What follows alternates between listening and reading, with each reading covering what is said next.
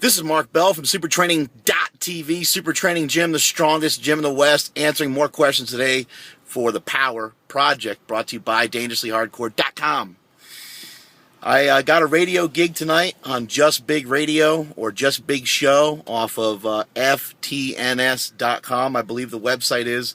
If you can't find that, Google Just Big Radio or Just Big Show, and look for me to be on there tonight at 8 p.m.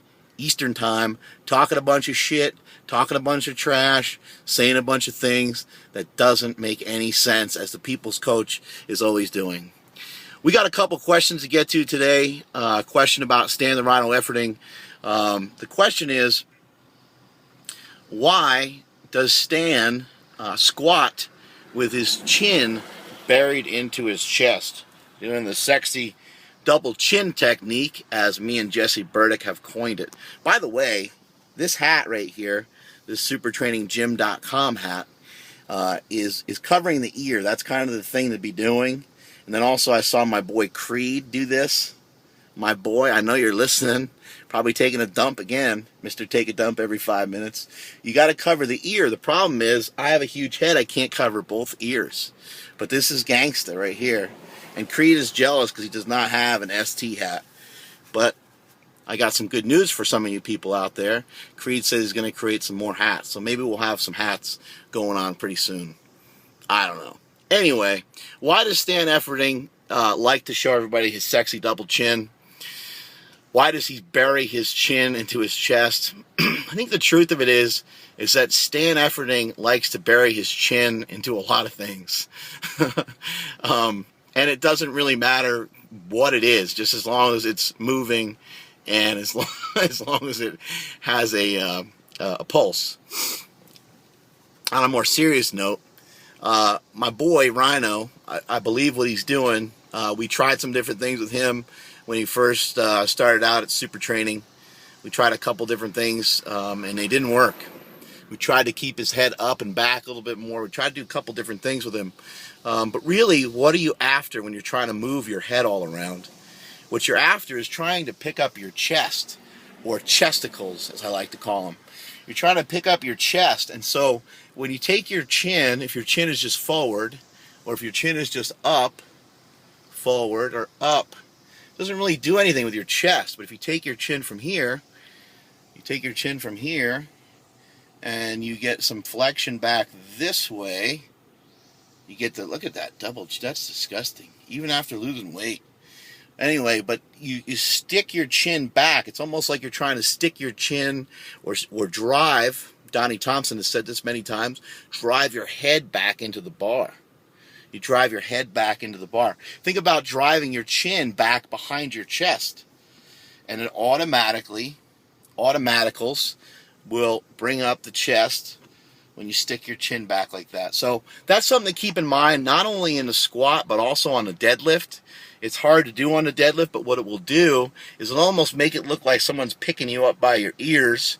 It'll kind of elongate your neck and make your shoulders droop down a little bit longer. You'll see some guys, Ed Cohn used to kind of wiggle into his deadlifts.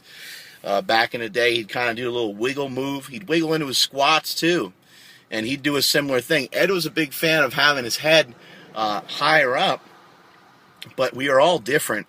And Ed used to carry that bar really, really super low.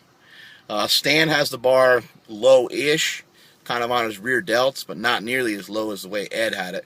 And Ed had a much different arm position as well. But really, if you look at it, you look at some of the best squats, some of the best lifts of all time, a lot of times the guy ends up with a neutral head position. So we see a lot of power lifters, they'll throw their head way up. Jesse Burdick has talked about this many times, actually talked about it in Power Magazine, thepowermagazine.com. He talked about it in Power Magazine, Coaching Cues Gone Wrong, where people say head up, and then it just creates, the head up can create a lot of havoc and create a lot of issues. But why do you see powerlifters throwing their head up? And why do you hear powerlifters telling other powerlifters, hey dude, you got to keep your head up? The reason is in powerlifting, we are handling huge amounts of weight. We're handling huge loads. I'll say that for my boy Creed, because he likes the dirty talk. But we were handling some big weights, and when those weights get on your back, on your spine, when you go to unrack them, they just make you go like this, and you just make this awful face, like something like that, and it just kind of rounds over the thoracic spine, which can sometimes be okay, but you don't want it too rounded. If you watch Rhino's 900-pound squat, 905 squat, that's going to be coming up on supertraining.tv in a little bit, probably later today, along with a slingshot code to get $10 off of howmuchyoubench.net. Any products on howmuchyoubench.net. We'll be releasing a code along with some outstanding video of my boy Rhino. But Rhino, when he's doing those squats, and when he gets to that bottom positioning, his head is neutral throughout the entire lift. If you look at where his head is at the beginning, look at where his head is in the middle of the lift, and look at where his head is at the end of the lift. A lot of times people are kicking that chin up, and it's pulling the chest up, but it's causing an issue with overextension, basically leading to kind of a curvature and bringing the chest and the sternum, up, but kicking the hips back too far. And then what ends up happening is you don't end up with a great relationship between where the barbell is and where your hips are. And that is a no-no. You want to try to keep those things in alignment the best that you can. So try practicing some neutral head position. See if it works out for you. Keep in mind, we are all different. And also keep in mind that whenever you try something new, it is something new, and that it might not feel so great. I think that's it, man. Don't forget tonight, 8 p.m. I'll be on there with Vincent DeZenzo. We'll be just talking a bunch of shit. Like I said, there's really nothing new. I'll be talking a lot about carb night and carbohydrate backloading, I'm sure. About 260 pounds to give you a little update. Got myself down to 251. Took a week off of the diet, ballooned up, pretty fat. And just to give myself a little bit of a break, Jesse Burdick kind of decided that it'd be good to give me a break from it and to try to bring the strength back up, which has kind of happened. Strength has come back. And so we're trying just to tinker with the weight and not aggressively drop too fast. And so now I'm on my way back down. Now I'm doing carb night again. And I'll get myself down to in the 240s somewhere, 249, 248.